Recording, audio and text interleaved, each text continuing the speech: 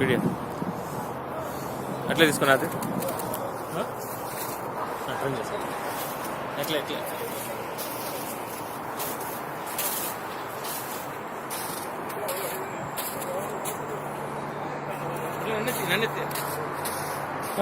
Shade మొత్తం అంతా చూడండి ఎంత షేడ్ వస్తుంది.